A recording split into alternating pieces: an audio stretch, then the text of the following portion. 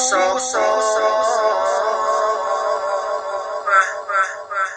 ing rasa ati bisa menehake.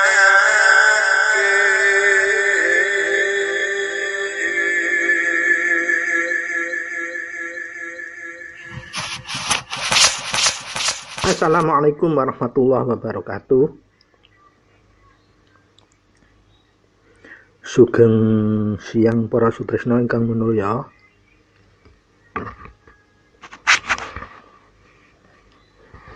Sugeng kepanggihan malih kaliyan siaran Teguh Rahayu Slamet, channel ingkang tansah tresna setya berbagi kaweruh pangerten pengalaman laku nindakaken sedaya ajaran-ajaran luhur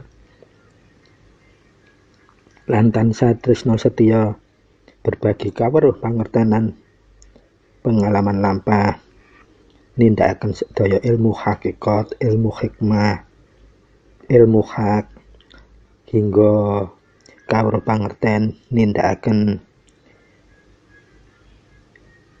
manunggal suci, urip mangundal suci utawi kunci inggih menika nindakaken wahyu panca gaib lan ingkang khusus kaweruh pangertenan pengalaman laku nindakaken panca laku ngawurip ihsan hingga ingkang paling utama inggih menika kaweruh pangertenan pengalaman laku nindakaken panca laku kunci ngawurip mubarok. Mugia sedaya sesrawungan kita wonten ing siaran Teguh Rahayu Slamet channel menika tetep tansah pinaringan anugerah ingkang langkung agung saking Gusti ingkang Maha Kuwasa, Gusti ingkang Maha Suci Allah Subhanahu wa taala, supados kita sedaya sekeluarga kita sami tansah jinangkungan hidayatul hidayah saking Allah sehingga tansah kalimpahan anugerah ridhonipun Allah Subhanahu wa taala dumateng kita sekeluarga. Para sutresna ingkang minulya, wonten ing siang menika inggih menika edisi 711 kuku badhe ngaturaken inggih menika rahasianipun ngawurip mubarok inggih menika rahasianipun tata raga, tata cipta, tata jiwa lan tata rasa. Pramila para sutresna, monggo kados biasanipun saderengipun kita miwiti bahasan tansah kita ngawali kelawan ngresapaken sesarengan barakatul Fatihah, barakatul Ummul Kitab, barakatul Ummul Quran sesarengan supados menapa sedaya niat kita inggih menika bahas babasan ingkang kita pilih tema rahasia tata raga, tata cipta, tata jiwa, tata rasa menika tetep saged pinaringan jinangkungan hidayatul hidayah langsung saking Allah sehingga hasil bahasanipun tetep saged netesaken manfaat gunani lan mahanani dumateng gesang kita sekeluarga. Pramila monggo kita miwiti kemawon. A'udzu billahi minasyaitonir rajim. Bismillahirrahmanirrahim. Alhamdulillahi rabbil alamin arrahmanir rahim maliki yaumiddin. Iyyaka na'budu wa iyyaka nasta'in. Ihdinas siratal mustaqim. Shiratal ladzina an'amta 'alaihim ghairil maghdubi 'alaihim waladdallin. Rabbighfirli wa liwalidayya amin. Bismillah, alhamdulillah, illahi anta maqsudi wa ridhaka matlubi a'tini muhibbataka wa ma'rifataka la haula wa la quwata illa billahil aliyyil azim.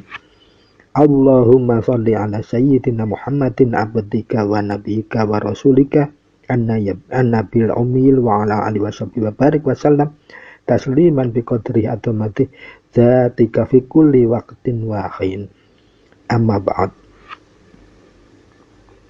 Matur nuwun sanget dumateng sedaya para sutresna ingkang menawi wonten pundi kemawon telatah panjenengan sakeluarga, mugi kelawan ngresapaken Fadilatul Fatihah, Barokatul Umul Quran Umul Kitab kala wau saged andadosaken jalaran Allah tansah numurunaken hidayatul hidayah dumateng qalbun basirah kita sekeluarga, qalbun latif kita sekeluarga, sehingga kita saged tetep pinaringan anugerah ingkang langkung agung arupi tinemuaken qalbun salim kita, utawi hati ingkang cerah suci menuju datang keselamatan ingkang sejati, inggih menika Islam ingkang sejati, gesang kita tansah kenaungan dening ridhonipun Allah Subhanahu wa taala.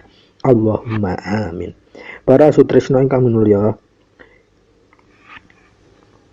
monggo kita melahi nata niat kita, jejegaken penggali kita, jembaraken penggali kita lan ngalusaken rasa jati kita kagem melahi miwiti bahasan edisi 711 kang paring tema rahasia laku tata raga, tata cipta, tata jiwa lan tata rasa. Para sutresna ingkang minulya, tiyang gesang wonten ing alam donya menika kewata misteri-misteri, rahasia-rahasia yang kita tidak bisa jangka. Menapa kesejatianipun, hikmanipun, hidayatipun, menapa kemawon dibalik hijab utawi tabir kala wau ingkang badhe kita temai. Pramila tiyang gesang menika makartine kados tiyang ingkang magang laku ngawurip wonten ing alam donya. Artosipun menika kados kedah kita sedaya saged nemahi tata buwananipun kita, uga tumata bawananipun kita. Keranten menapa? Keranten tata buwana, tata bawana menika estunipun ngawurip kita, bekal ngawurip kita kelawan kangge ngobahaken ing buwana kita, inggih menika geteripun ati manah kita, hidayatul hidayah utawi petunjuk saking roh suci kita, lan ngobah molahaken bawana ateges petunjuk rasa saking akal, panca driya lan angen-angen kita boten saged nglambrah kemawon. Dados saged tetep pinuju selaras dumateng ngobahake buwana kita. Lajeng tata cara menempuh ingkang limrah inggih menika kita kedah saged peparek dumateng ngarsaning Gusti ingkang durben dumadi, inggih menika Allah Subhanahu wa taala, Gusti ingkang maha kuwasa. Supados menapa manah kita tetep bening, resik, suci, njur lamun ngobahaken sedaya babakan bawana maupun buwana kita saged tumus kelawan hidayatul hidayah ridhonipun Allah, sehingga sedaya obahe saka akal maupun panca driya kita lan angen-angen kita saged selaras kalih ngobahipun geteripun manah utawi kalbun sabasira kita, hati sanubari kita.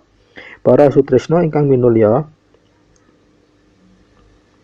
supados pertanyaanipun ingkang kedah dijawab, supados ngawurip kita saged dumuji akhiripun mubarak utawi selamat ingkang sejati utawi berkah, menika ateges kados pundi cara nindakaken.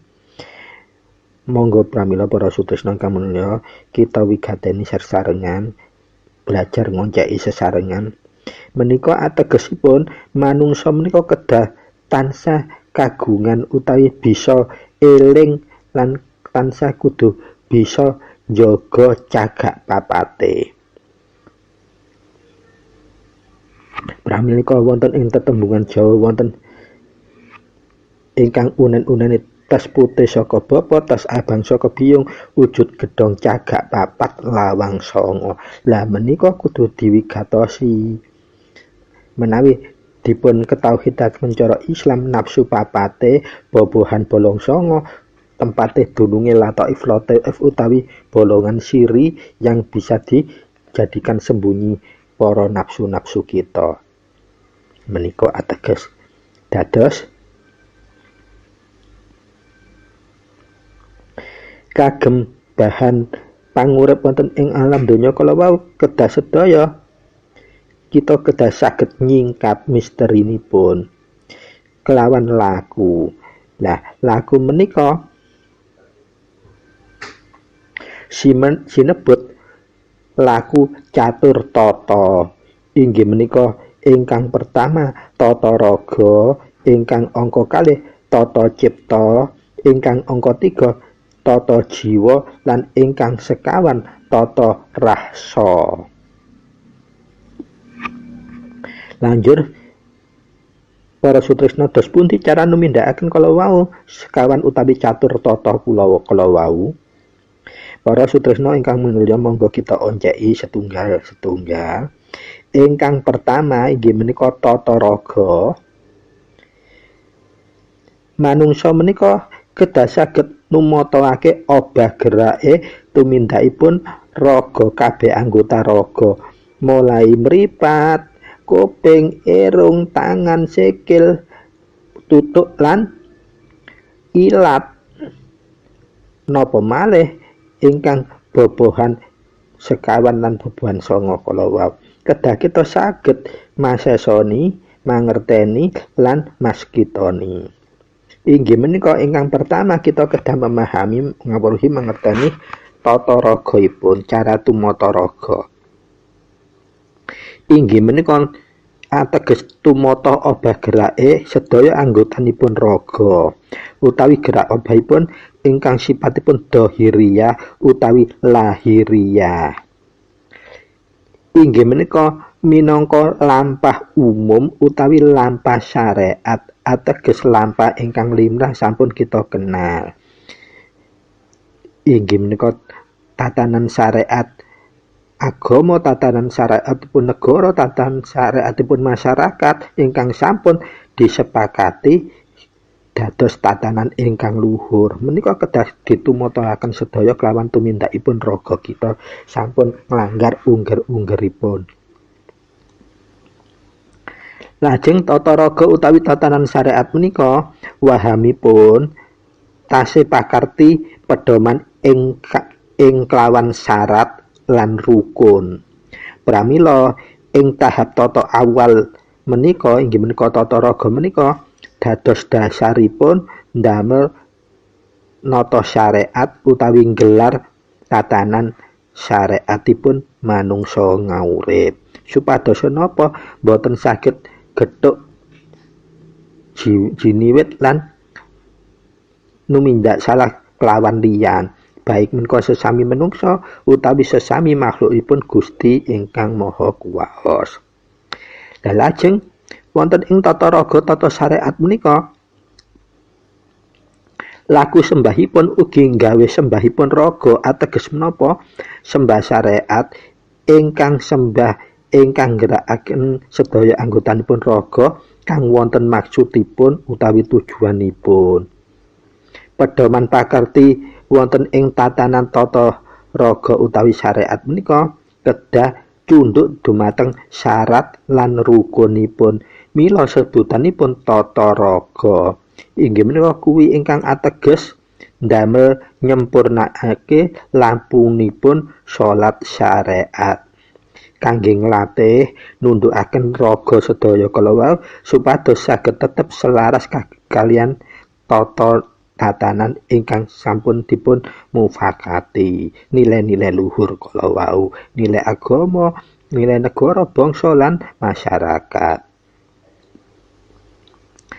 Lajeng nindakaken cara miturut syarat lan rukune kala wae menawi sembahipun raga, inggih menika kita nindakaken salat 5 wekdal kala wau. Inggih menika kagem catatanipun sembah raga menika utawi salat syariat menika kuwi wekdalipun sampun ditentukaken sedina sedalu menika gangsal kaping gangsal. Inggih menika 5 wekdal.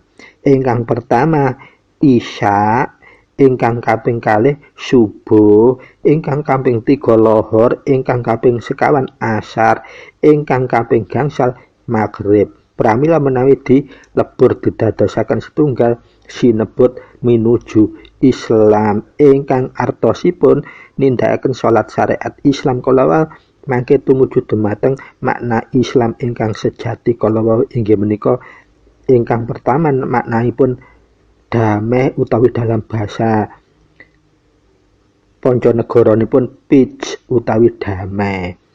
Utawi di basa Jawa kan tentrem uga pinuju akhiripun menawi damai tentrem pasti akan bisa nggayuh slamet. Tumata kepatuhanipun kelawan tunduking ragane kelawan pangeranipun. Pramila para sutresna monggo diwigatoni sesucinipun tata raga menika utawi resipun utawi sembahipun nggih tujuanipun kagem bersihaken dhahiripun utawi raganipun sedaya anggota raga menawi digunakake kedah kudu dhisik-dhisik ateges apa ben suci. Lah kanten menika raga pramila perangkat kangge resipun nggih ngagem juga berupa ingkang kasat mata utawi sinebut toya utami banyu ingkang dipun kenal toya wudu. Lah banjur sabibaripun resik lawan banyu wudu kalau nindakaken sembahipun raga utawi salatipun raga utawi gerakipun raga manembah dumateng Gusti. Lah menapa filosofinipun menika? Salatipun syariat utawi salatipun raga inggih menika diawali kalian ngadeg jejeg utawi takbiratul ihram. Nah, kita tidak hanya ngadeg tapi ngangkat tangan tanda kepasrahan kita kepada Allah. Inggih menika ateges kita njejegna urip ingsun kita dumateng Allah. Lajeng kita nglaksanakaken rukuk. Rukuk menika inggih menika ateges inggih menika pangambu kita utawi kita ngginakaken irung kita menika kedah kelawan tatanan ingkang sampun diangger-angger saking Allah utawi Gusti. Lajeng iktidal inggih menika ateges kita njejegaken nata pangrumu kita. Lajeng maca ayat menika kita kedah ateges njaga tatane pangucap kita. Sujud kita inggih ngaten kita kedah maksudipun jaga pangambu kita. Lajeng lenggah tahiyat menika kita kedah saged numata ketauhidan kita inggih menika mengesakan namung dumateng Gusti Allah ingkang Maha Esa ingkang Maha Kuwasa. Banjur ditutup kelawan salam ngiwalan menika nyempurnakaken artosipun nyempurnakaken makrifat kita dumateng napa ngakoni ketundukan kepatuhan kita dumateng Allah Subhanahu wa taala. Pramila sabibaripun salam ngiwa nengen ngiwa banjur kita zikir menika ateges inggih menika numataaken awas kawaskitan kita ingkang kedah sampun kita capai. Sehingga sampunipun numindakaken sembahipun raga kala kita saged weruh tur ngerti lan tinemu marang kiblatipun ateges madhep kiblatipun menika kita inggih menika numata mantep tetep madhep amung maring kudrat iradatipun dhewe. Ateges menapa urip kita lho sampun dipun batasi kelawan kudrat iradat saking Allah. Lah iku sing kudu wigateni.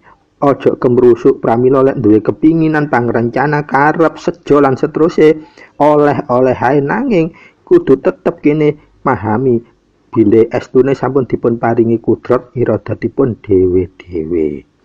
Sehingga menapa dalam penyuwunan napa kemawon kita tansah kagungan rambu-rambu kala wau. Oh kodratku nggih kene bae ya. Dados kita kepatuhan ketundukan dumateng Allah tetap saged boten berkurang. Des cara ngate ketundukan marang Gustinipun kang ngagem manembah raga kala wau inggih menika ngagem sedaya gerakipun raga sedaya gerakipun dhahir kita hingga kagaya puncak ketundukanipun kita sedaya inggih menika ngindakaken raga laku kelawan gerakipun sujud. Inggih menika artosipun kita menunjukkan kepatuhan total dumateng Allah Subhanahu wa taala atawis kita selaku hamba utawi makhlukipun Allah menika sampun ngrumangsani dumateng Gustinipun. Pramila ditunjukkan dengan ketundukan yang total. Bagian ingkang paling berharga inggih menika sirah ditempelnya dateng bumi utawi lemah. Lah menika ateges tanda bukti kepatuhan kita.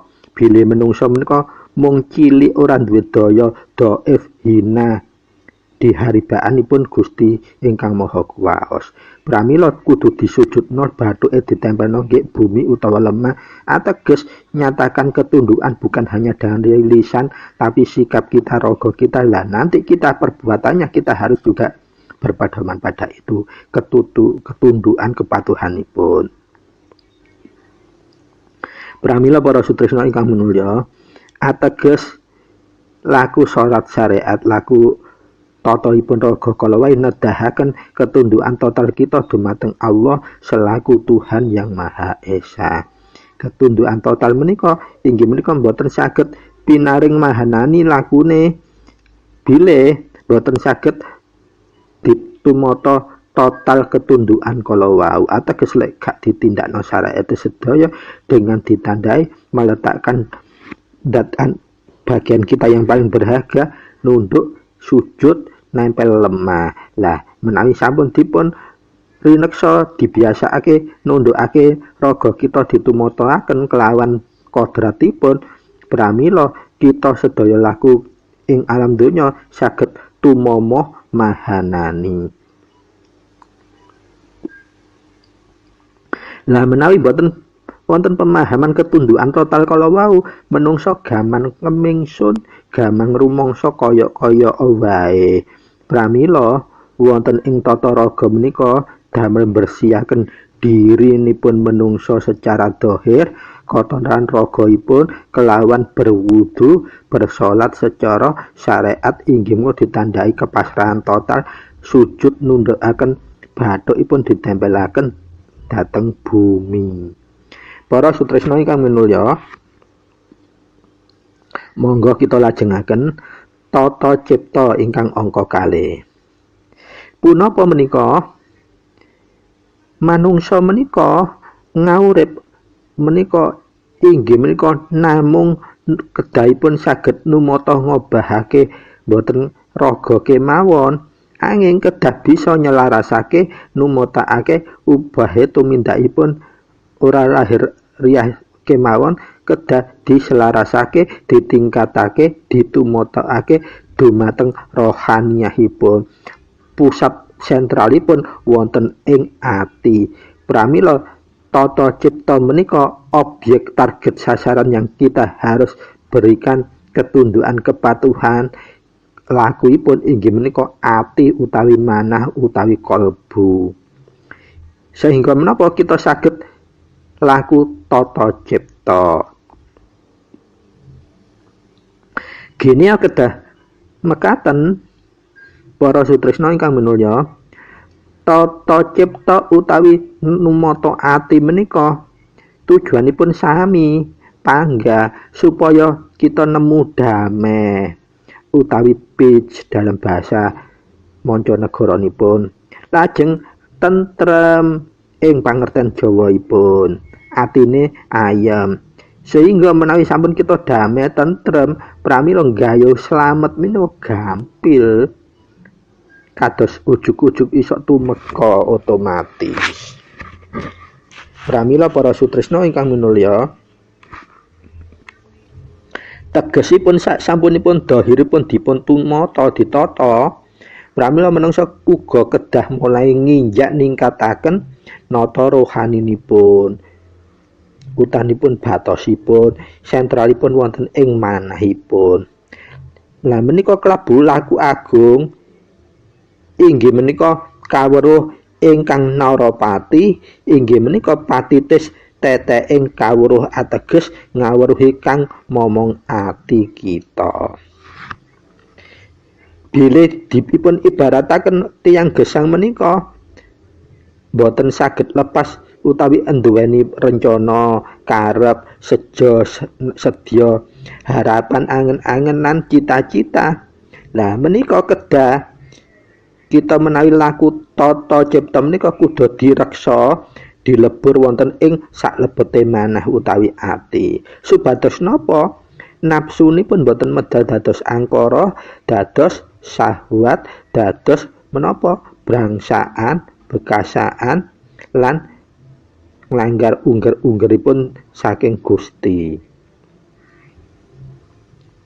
Menawi sampun sedaya rencana pangrencana, harapan, angen-angen, kepinginan lan sedaya sipatipun pancadriya, sipatipun angen-angenan budi pakerti kalawau dipun lerep dumateng manah kita, pramila laku tata cipta kita saged menjelma dados sinebut tata ing ati. Atine wis tata tumata kalbune iso dadi kalbun basira, dadi kalbun latif lan pinuju dateng kalbun salim utawi hati yang membawa keselamatan.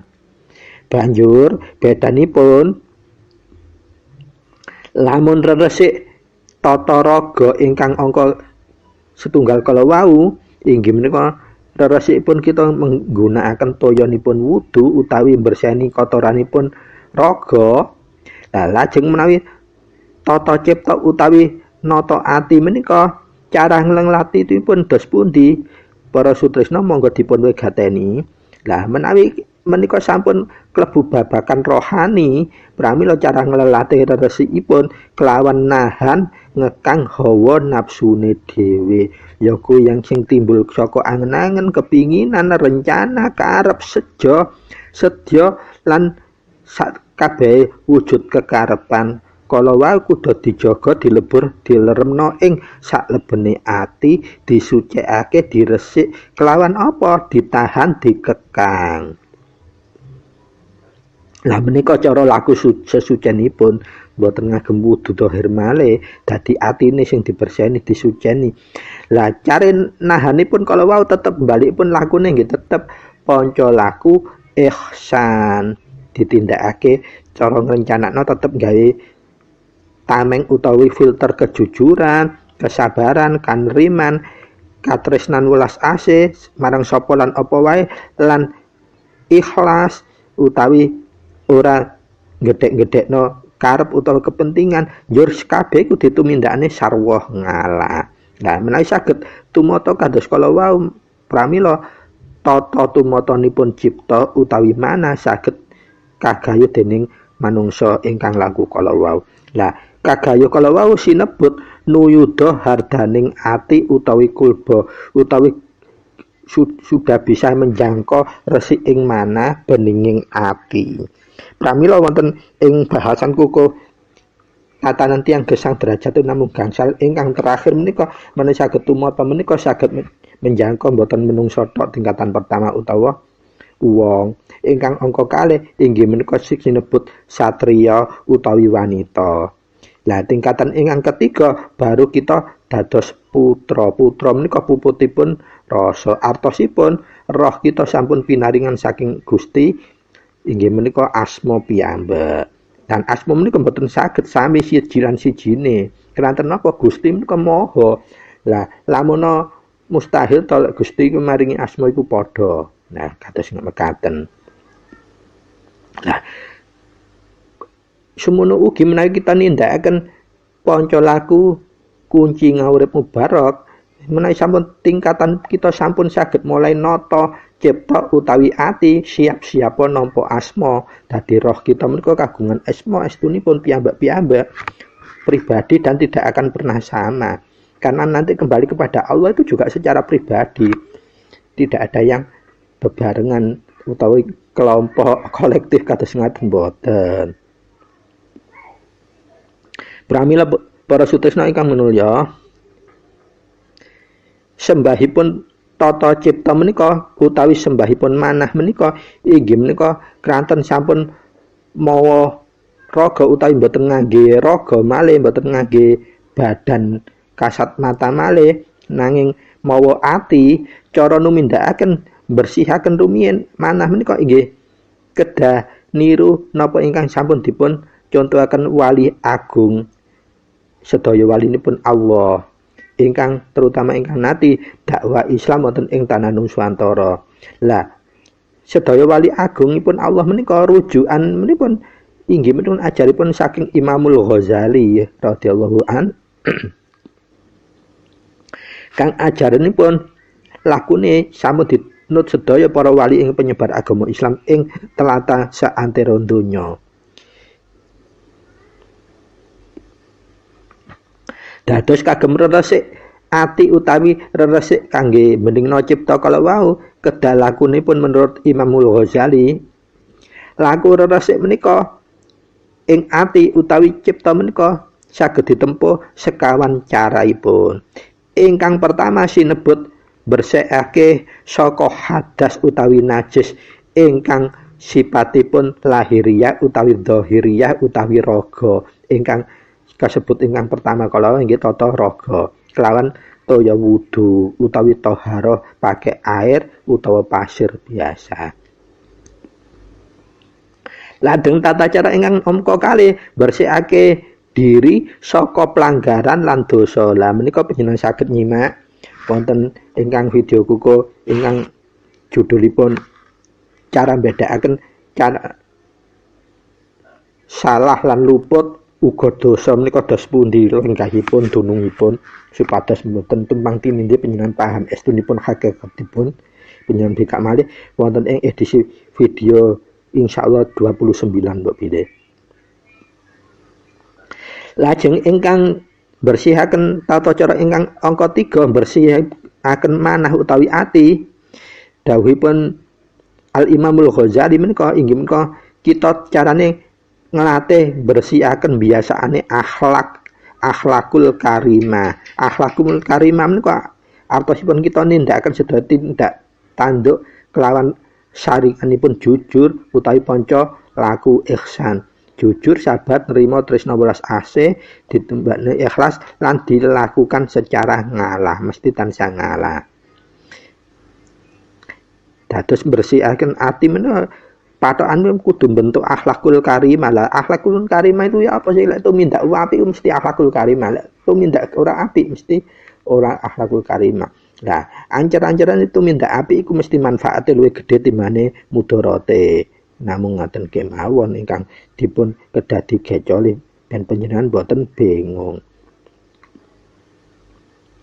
Nah, lamun kita saged njaga akhlakul karimah inggih menika ngedaya tumindak kuwabeh sing luput lan tercela, lajeng kita tansah numindakaken ingkang sae-sae kemawon. Lah menika ateges kita sampun negakipun akhlakul karimah. Tiga iso bisa berseknon ati, nyucekno ati.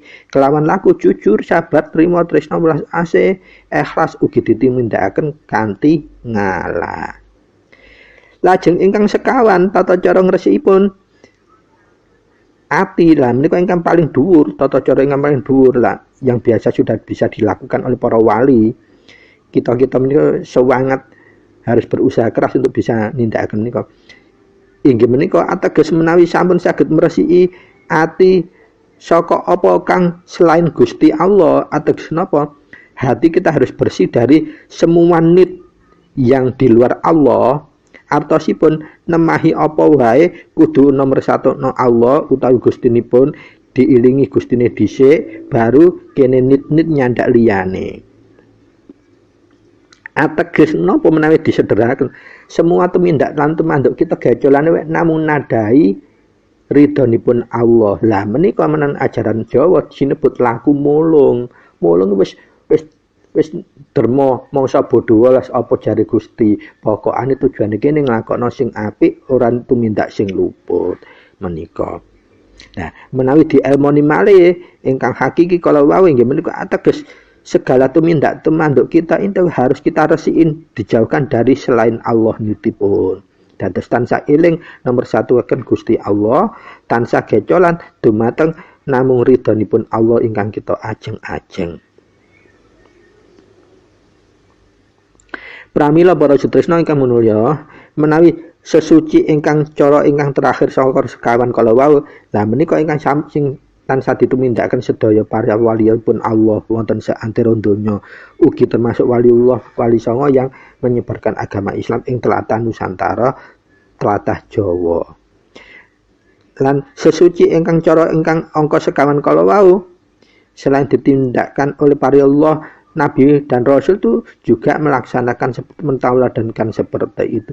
Sehingga intine pun sedaya para sidik lan waskita tansah laku sesuci pun tata cara ingkang sekawan ingkang diajaraken kalian Waliullah Al-Imamul Ghazali kala wau.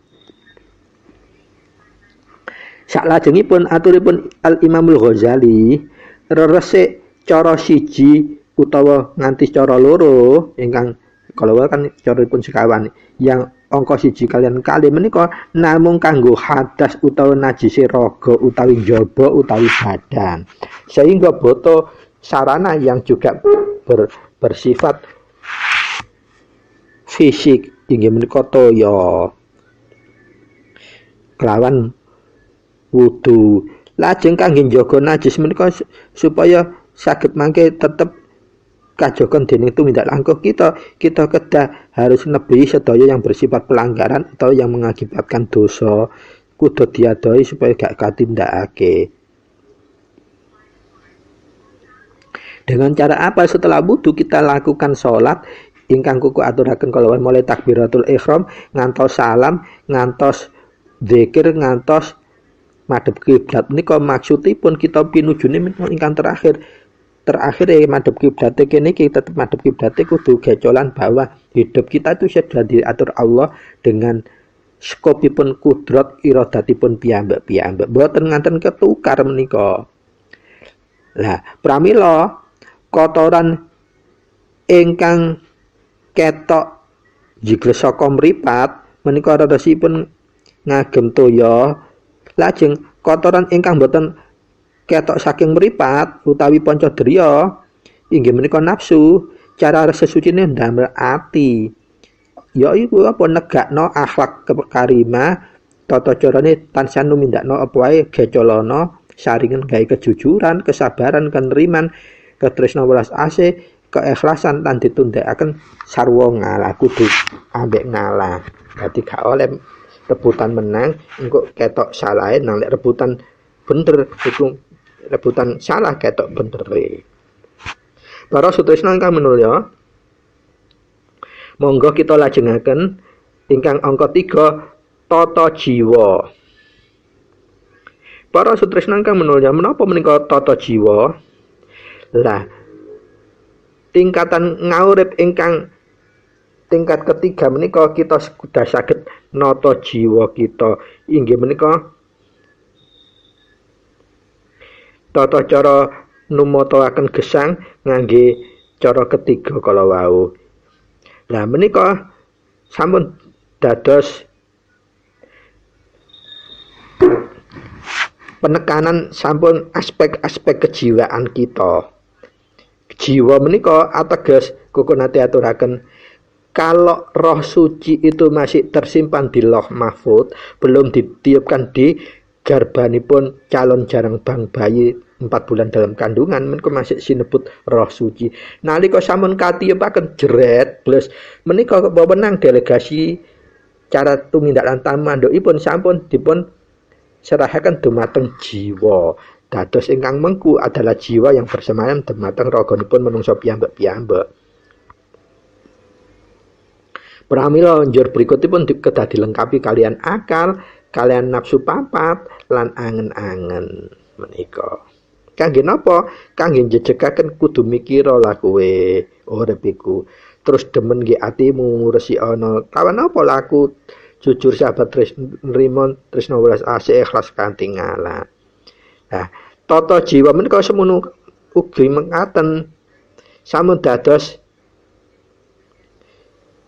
kahanan kedah ingkang dipatoki utawi difokusi inggih menika menselaraskan sedaya aspek-aspek jiwa kita menika sakuwate tenaga supaya dadi numindak panca laku ihsan inggih menika tindak tanduk kehidupan kedah disaring rumen kali laku jujur, sabat, nerima tresna welas asih, ikhlas lan ditindakaken kanthi ngalah. Contone, lho, aku iki kerja nggih kantor. Lho kok ana masalah ngene? Lah iki kudu disaring dhisik lah. Masalah ngene iki jujure iku piye? Terus ya apa laku sabar iku piye, terus laku nrima niku ya apa piye, terus tresna welas asih niku piye, lan ikhlase piye, lalu kita siap-siap untuk membuat konsep numindakaken sarwa ngalahe kudu kuat. Lamun menika saged ditumindakaken fa insyaallah pasti mboten dadi masalah, mangke dadi solusi. Keranten napa kok sampun nate ngaturaken wonten ing edisi 0 selangkung kok bilih. Sesungguhnya masalah itu adalah solusi yang masih tersembunyi. Kita belum paham bahwa itu sebetulnya dari lintasan solusi yang diberikan oleh Allah, tapi kita belum diberikan pemahaman. Nah, tata carane nggih kalau wau sederhana lakune namung jujur, sabar, nerima tresna welas asih, ikhlas lan ngalah. Lan nindakaken menika tumata sekawan kalau wau. Pramila wonten ing tata jiwa menika tata carane kita numindakaken selain kalian laku jujur sabar nrimo tresna welas asih ikhlas tur ngalah menika kedah saged peparek dumateng ngarsanipun Gusti inggih menika kelawan dzikir dumateng Allah Subhanahu wa taala, gunakaken napa, gunakaken mana, nggih gunakaken raga, dadi disebutno umpamane kita pakai dzikir ya Allah ya Allah ya Allah, mulute ngafataken, atine melok nuntun maca, lajeng jiwane lajeng dirasakake. Dirasakake apa maknane Allah? Allah iku Tuhan yang Maha Esa. Menawi dipun sederhanakan dumateng Asmaul Haq, ya Allah ya Rabbi, Allah itu Tuhan semesta alam, ya Allah ya Rahman, Allah itu Maha Rahman, ya Allahu ya Rahim, Allah itu Maha Asih, lajeng ya Allahu ya Ghafur, Allah menika Maha Pengampun. Lajeng berikutnya ya Allahu ya Malik, Allah menika Maha ngratoni merajai, dan ya Allahu ya Qahar, Allah menika menahan Maha nakhlukaken dados sedaya masalah napa mawon. Menawi kita nyebut Asmaul Haq menika insyaallah sedaya ditumataken. Ingkang terakhir ya Allahu ya Salam, dan Allah itu Maha memberikan keselamatan, ketentreman, ketenangan, kedamaian. Menika hakikatipun. Pramila lamun kita sampun saged inggih menika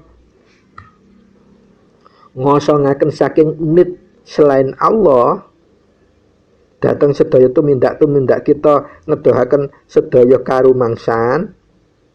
Lah istilah ingkang kathah kita tiang laku menika menawi koko berpendapat mastani salah kaprah manunggal dalam pangerten doktrin ortodok atau dokter letrolek menika malah justru mangke ndadosaken permasalahan. Amargi menapa menika koko badhe aturaken.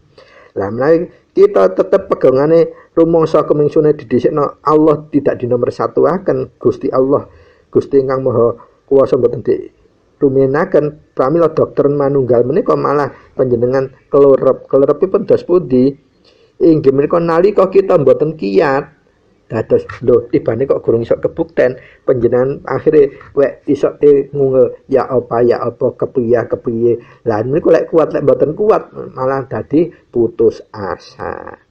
Nah pramila wonten ing tata jiwa menika inggih menika tata ingkang anggelaraken sedaya aspek-aspekipun jiwa atosipun delegasipun roh ingkang sampun mlebu wonten ing garbanipun menungsa menika kedah dilambari kalau wau harus nomorsatukan Gusti, dan kita menyingkirkan sedaya ingkang ndadosaken nit kita itu di luar Allah utawa di luar Gusti, dan rumangsa karumangsa istilah-istilah ingkang dangi kita tebihi supados napa kita tetap saged nomorsatuaken Gusti ingkang Maha Kuwasa.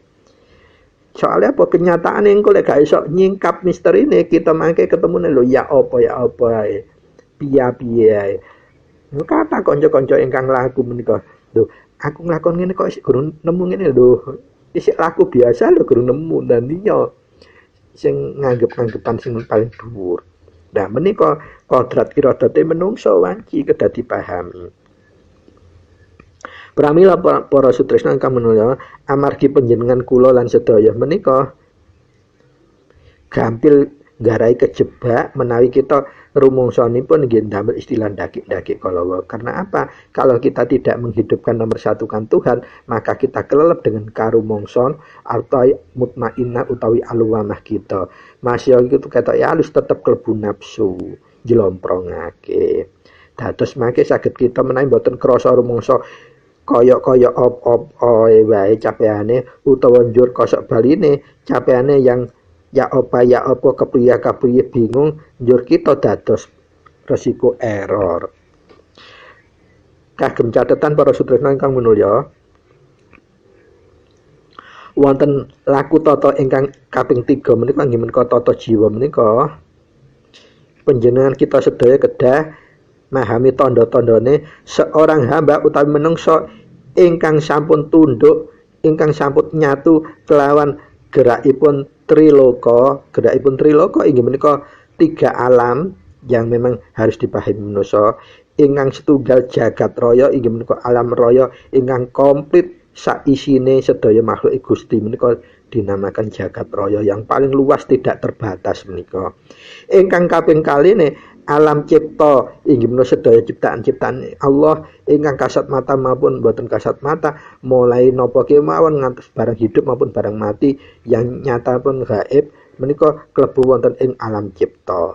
Lajeng ingkang 3 jagat cilike menungso inggih menika namung kehidupan yang nata tumata wonten ing saklebeting badanipun menungso inggih mulai pancadriya, angen-angen lan budi pakerti utawi akal.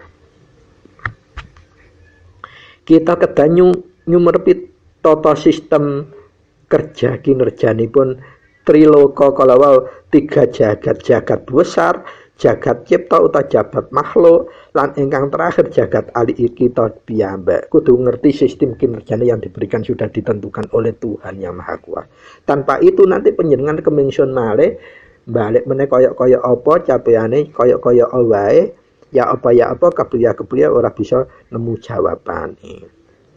Pramila sedaya kala wau sampun kedah kalerep wonten ing kuncara kesucianipun jiwa kita. Menawi kita kedah pedoman nomor 1 akan Gusti lan ngedohi istilah-istilah ingkang mambu kemengsun. Pramila kuku ngaturaken wonten ing babagan ajaranipun sesi jenar menurut timben kuku nggih menika kala wau. Menawi tiyang yang tidak bisa kuat lakunipun tidak akan bisa setara dengan pemahamanipun sesi jenar mangke kaya terus kepriye nang lek gak kuat dadi errore. Pramila para pusutresna ingkang minulya, sedaya menungsa menika gampang kelelep ing kuncara sucine jiwane menungsa ingkang bersangkutan pramila sehingga kita kedah saged nomor setunggalaken Allah ingkang kasebut kita saged nemokaken inti jiwane. Nah, babagan istilah inti jiwa menika para sutresna menika babagan laku wigati. Jadi manusia lumrah iku tidak mempunyai inti jiwa utawi durung saged nemu bentuk inti jiwae. Keranten napa istilah dhateng laku hakikat menika inti jiwa menika ingkang sinebut menungsa ingkang sampun derajatipun minimal ingkang derajat gangsal menungsa lajeng satriya utawa wanita sampun minimal sampun tingkatanipun putra utawi puputipun rasanipun sampun puput utawa sabut mila.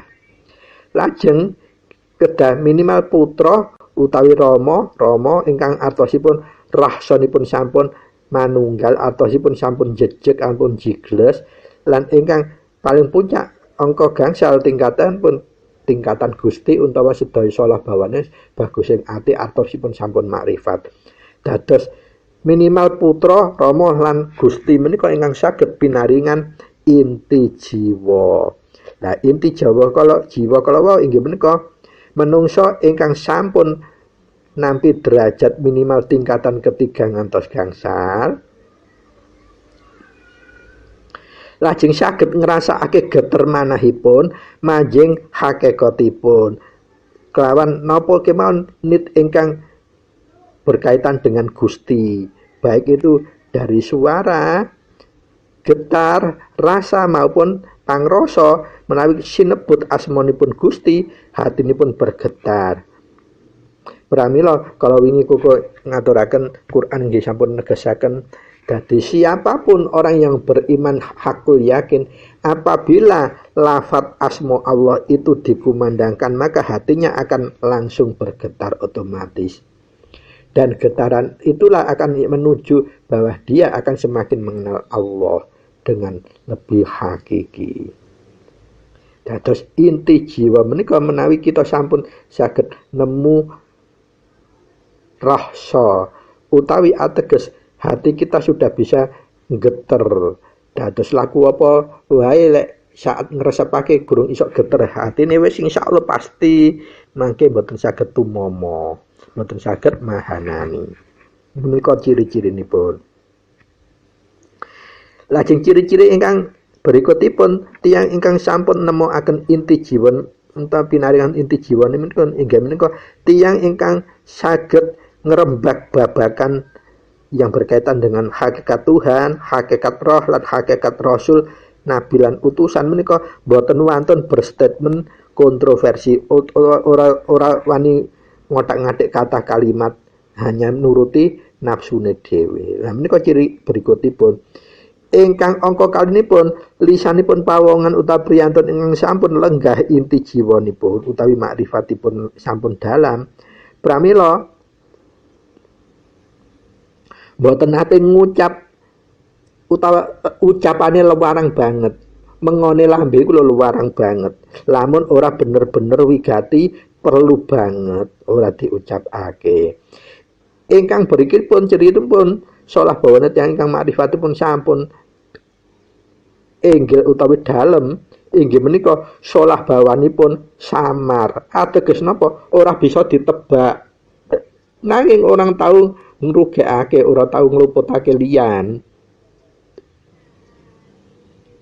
Lah ingkang terakhir cirinipun tandhanipun tiyang ingkang sampun makrifat lenggahipun sampun dalem jejeg tinggi utawi agung inggih menika yen srawung marang sapa lan apa wae makhluke menungso hewan utawi makhluk liyane tansah ndade ciptaane ingkang lintu kala wau kesunaran kuncaranipun priyantun ingkang makrifat kala wau artinipun manfaatipun langkung agung dibanding mudaratipun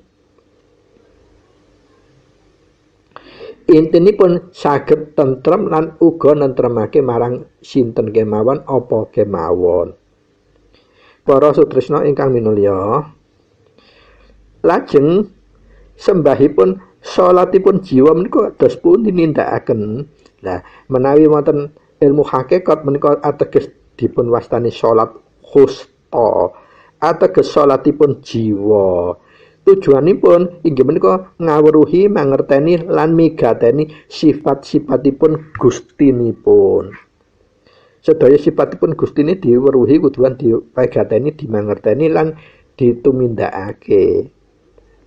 Datang gesang ngawur wonten ing alam donya kelawan beningaken jiwanipun. Ditindakaken tiap detik, tiap saat, tiap waktu mboten nganti pegat utawi mboten nganti leren. Artosipun laku napa mawon nalika ngapa mawon meneng utawa bekerja utawa beraktivitas tetep ilingipun dumateng Gusti Allah. Ditebihaken net sedaya Gusti Allah, lintune Gusti Allah mboten diwigateni. Wis nggih atine, nggih jiwane, nggih kabeh pranatan ragane tetep Allah kemawon ingkang dieling-eling. Pramila tata cara nglatine salat cara ngaten menika inggih menika sedaya tumindak napa mawon kudu tansah atine kudu diraketaken dicentelaken dumateng Allah utawi Gustinipun. Lajeng diwujudaken kalian perangai utawi tumindak akhlak ingkang karima, akhlak ingkang sae. Pramila medal kuncaranipun tiyang sampun tingkatan ingkang ketiga menika sampun boten kagungan gecokan pangrencana arep-arep kepinginan utawi sejo utawi karep utawi sedia pun sedia itu karep yang sudah batas ridhonipun Allah, itu pun juga dia tidak akan berani, bahkan sangat adab pada Allah. Dia untuk berdoa saja itu izin. Kenapa sudah rumangsa ini kenikmatan Allah itu dumateng piyambakipun langkung kuwata timbangane kita menika mengabdi dumateng Allah. Nah, ini sulit dilakoni. Ini yang ketiga loh, ini ya, belum yang terakhir. Pramila para sutresna monggo diwegatoni tata cara lakune sampun cetha lah. Pertanyaane kita bisa gelem bertekad nindakake napa mboten namung ngoten kemawon. Supados menapa panjenengan mangke dia di yang syariat pun syariat yang sudah mengenal hakikat, tidak kita melakukan syariat tapi akhlakul karimah kita bukan seperti orang yang benar-benar paham tentang syariat utawa hukum-hukumipun Allah. Wa na'udzubillah. Pramila para sutresna monggo kita lajengaken dados intinipun supaya kita saged dados tiyang tidak limrah utawa tidak umum. Segala sesuatu nomor satu kan Allah, dan yakini bahwa semua kodrat iradat itu tidak akan bisa tertukar. Maki panjenengan mboten kesiksa, akhirnya mboten ya apa mari kadung kemingsung, wis kadung gelar kontroversi nggih kono nggih kene sembarang kali waktu diuji oleh Allah gak iso anu titik. Lah pertanyaannya untuk mengukur tiang ini kemingsune gede ora bisa iku penyantak tulis kemawon piyambakipun profesinipun napa, lajeng dalam profesi ini keberhasilan itu sampai menapa. Lah pasti wonten kegagalan toh. Lah menawi wonten kegagalan berarti dia sudah gugur jadi orang yang sampurna. Itu dados boten saged kita membatasi nglampaui kodrat iradat ingkang sampun diwenangaken Allah. Para sutresna ingkang minulya monggo kita gayuh ingkang tataran ingkang angka sekawan inggih menika tata catur tataipun inggih tata rasa sanget rasa nggih tata rasa. Nah rasa menika ingkang tempat menimbulkan geteripun ati menawi kita selalu terekam tersegel tersir ternit Allah utawi Gusti ingkang Maha Suci, Gusti ingkang Maha Kuwasa. Pramila ing tata rasa menika huruf gedhe kabeh atosipun ateges numutahaken rasanipun akal inggih menika yang berkaitan pemahaman rasa. Rasa itu timbulnya tetap saking akal, saking pancandra, saking angen-angen.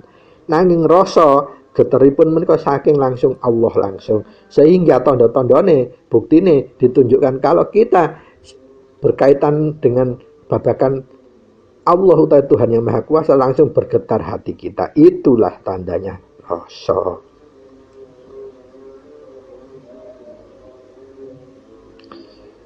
Dados wonten ing tata rasa menika kita sampun mulai fokusipun ketundukan total. Bukan hanya raga, bukan hanya hati, bukan hanya jiwa, tapi totalitas keseluruhan wahami kita, baik secara asma kita, asma roh kita, maupun sifat-sifat kita, af'al tumindak kita, maupun dat kita langsung pasrahaken total dumateng Allah Subhanahu wa taala. Artine wonten ing tingkatan menika nalika kedadian kita ditiupaken roh pertama kali 4 bulan kandungan kok estune kita sudah makrifat, tahu semuanya. Makanya Allah memberikan ikrar. Dan ikrar roh kita kalian Allah mboten ngantuk gagal, sepisan langsung sukses lulus. Nah, sekarang ini dalam tatanan tata rasa menika kita harus bisa kembali seperti asal bahwa sebelum roh itu ditiupkan pada kita itu dumununge dos pundi. Pramila menika uga saged dados sekaligus sesucinipun ing sembahipun ingkang jangka mboten tata raga kemawon, mboten tata cipta kemawon, mboten tata jiwa kemawon, tapi sampun komplit tata raga, tata jiwa, tata cipta jiwa lan ngantos tata rasanipun kejangka sedaya kagayuh sedaya. Ateges wonten ing tingkatan menika kita sampun boten boto malih rencana, kepinginan dan sebagainya. Donya wis gak gelem, karep wis gak gelem. Geleme apa? Wek kene namung Allah kemawon. sing ana mulai asma sifat af'al lan zat kita hanya ngeling-eling Allah kemawon, sehingga menika kita saged ngawujudaken kalimat inggih menika hukum ingkang mutlak, ora ana apa-apa mung Allah kang ana paring slamet lan nugra. Lah menika lah estunipun tata rasa. Dados meskipun ana gebyare donya kaya ngene kene gak mau tahu, wis mangsa bodho sing wis dilebokno keraket nggih mulai asma af'al sifat lan zat kita adalah hanya amung Allah kemawon. Dados kene wis ora butuh apa-apa, ora perlu apa-apa, sehingga hukum kodratnya Allah ora ana apa-apa mung Allah kang ana sejatine paring slamet lan nugraha kemawon. Menika dados ide gagasan lan hidup kita, perjalanan hidup kita. Nah, tingkatan ingkang menika wanci ketingkatan ingkang angel. Karena apa? Yang bisa menjalankan ini biasanya orang yang pingin senengannya laku ujlah, mengasingkan diri dari keramaian. Kados nalika Syekh Subakir diparingi tugas berat untuk netralisir bumi Nusantara, piyambakipun ujlah wonten turisina nglampahaken panca lagu kunci ngawurip barok inggih menika laku Miftahul Khamsatal Al-Mubarrak. Nah, lagu ingkang angka sekawan biasa namung ditindakaken para nabi dan rasul, para sidik waskita artosipun wali-wali agungipun Allah sedaya. Piyambakipun boten gadah rasa uwas sumelang, boten duwe rasa wedi, boten ngerti rasane pati, ngertinipun piyambakipun namung kawulanipun Allah inggih menika namun pasra ora ana apa-apa mung Allah kang ana paring slamet lan nugraha. Menika lah dunia totalipun piyambakipun. Sehingga kagem nggambaraken laku ingkang angka sekawan menika menawi dirujukaken dhateng hadis qudsinipun Gusti Kanjeng Nabi Muhammad Rasulullah ingkang napa langsung saking Allah. Hadis qudsi menika hadis yang diberikan tidak pakai perantaraan malaikat Jibril. Inggih menika artosipun manungsa kuwi rahasiaku lan aku uga rahasiane manungsa. Lah menika ateges kita sampun jangka hakikatipun tata rasa. Nah, tata rasa menika boten wonten teori, boten wonten praktek, tapi sedaya sudah kemutlakan yang sudah kita rasakan, kita jalani dan kita buktikan. Dadi wis gak ana takon pinakon, gak ana belajar mengajar lagi, kita gak butuh belajar, gak butuh ilmu lagi, semua sudah secara kun fayakun mlebet otomatis. Inggih menika aku iki rahasiane menungso, ya menungso iki rahasiaku. Menika tegasipun Allah. Kesimpulanipun ora ana apa-apa mung Allah kang ana paring slamet. Menika anugerah menika hukum mutlakipun Allah ingkang dipun tegesaken ing hadis qudsi inggih menika menungso iku rahasiaku lan aku iki rahasiane menungso. Nalika kita saged numindakaken tata mulai raga, tata mulai jiwa utawa mana, lajeng kita saged tata rasa kita, tata raga, tata cipta utawa tata ati, tata jiwa lan tata rasa. Menika pokokipun laku ingkang bener-bener makrifat. Aku kok mboten ngagem istilah manunggal nggih mangke tetep keseret mangke kalau wau luamah utawa ibun ma'inah kita nanti kemingsune metu. Lah nalika menghadapi sesuatu yang dilema kita akan ya apa tok kemawon mangke. Kesimpulanipun para sutresna, lah sumengka kang tinutur wis sembah katri kang sayekti katur mangrayang Sang Hyang Sukma inggih menika sukma 6 saari-ari arahe dipun kecakup sembahe jiwa. Ateges sutenging panembah kita sampun jejeg. Lan sak banjuripun lan sumengka ingsun tutur ngantiya sembah ingkang kalebu rasa wis dumadi dadi wis tanpa tudo, artosipun wis gak perlu guru, gak perlu petunjuk maneh karena kabeh langsung didunungaken Allah. karena tingkatan kita yang sudah mencapai seperti hadil khudsi kalau wau pramila wis dadi sejatine jumbuh tawafe wukufe haji ingkang sejati. Dadi iki wis padha karo umrohe wong haji, tawafe wong haji lan wukufe wong haji atosipun secara hakikatipun. Jumrah menika nglempar ngusir segaya nafsu lan sifat-sifatipun nafsu sedaya. Tawaf kita sampun saged ngubengi energi ilahiyah, inggih menika energi ingkang dipun tedahaken hidayah saking Allah, lan kita pun saged mukufaken menengaken ngeningaken jejeraken hakikatipun ora ana apa-apa mung Allah kang ana paring slamet lan nugraha. Menika estunipun sejatipun haji kabeh ateges kabeh wis ora diperlokake maneh, ya kuwi janji ingkang sampun dipun tegasipun Allah dening hadis qudsi, aku iki rahasiane menungso lan uga menungso kuwi rahasiaku. Pramila para sutresna ingkang mulya, sedaya kala wau luwih sanget gawat netki ing rasa santang keneng ing rinasa tan kena ginunga yeku yayi dan rampung neng ira dhewe kang wening sungapan ing samudra tanpa tepi aning siri duwetan iya yayi ning wardaya. Inggih menika lamun sapa wae kang pingin uripe wis pinuju tumata raga, tumata ati, tumata jiwa lan tumata rasa, pramila yekti bener kuwi sinebut manungsa kang wis manjing sing ingkang didhawuhken Allah ing hadis qudsi kala wau, aku rahasiane menungsa ya rahasiaku. Inggih menika tata raga, tata cipta, tata jiwa lan tata rasa sampun manjing kun fayakun, sampun manjing ora ana apa-apa mung Allah kang ana paring slamet lan nugraha.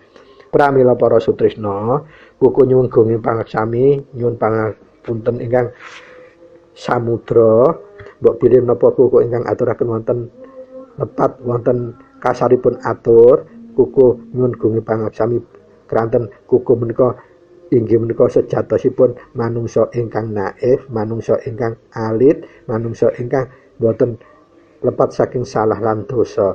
Mbok bilih wonten manfaat muguna lan mahanani napa ingkang kuku aturaken estu menika murni saking hidayahipun Allah, amung saking ridhonipun Allah Subhanahu wa taala. Pramila mugia sedaya kala ingkang kita aturaken saged dados amalan sedekah ilmu ingkang jariyah, manfaat dumugi dunya lan akhirat. Lan pramila wabillahi taufik wal hidayah wa biridha wal inayah. Wassalamualaikum warahmatullahi wabarakatuh. Sugeng kepanggihan malih wonten ing edisi salajengipun edisi 111. Matur nuwun.